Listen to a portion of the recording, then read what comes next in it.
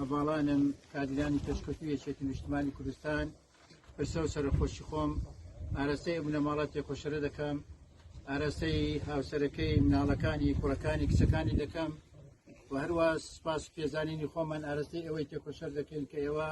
هەرکتان کێشاماندی بوون لە مەراسیمی بە خاک سپاردنی کاگرایی جەلال ئامادە بوون خوا پاداشەکەتان بداتەوە.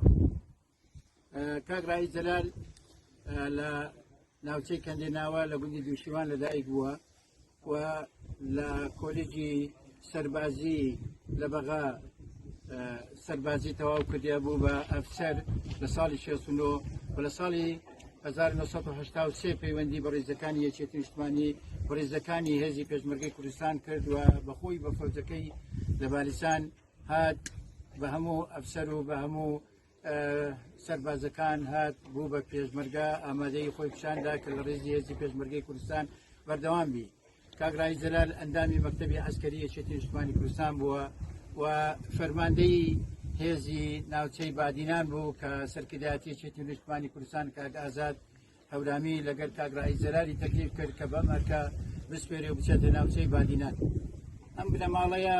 هەرچەند باشیان بکەین هەرتەوە نابێ ئەم بنەماڵەیە هەم خۆی و برایەکانی سەربازی کوردایەتی بوونە سەربازی ڕێبازی جەنابی مام جەلال بوونە و ڕۆژگاری خۆیان هەمووی گەنجاتی خۆیان ماڵیان سەر و سامانیان هەموو لە پێناوی کوردایەتی دێبەخشیوە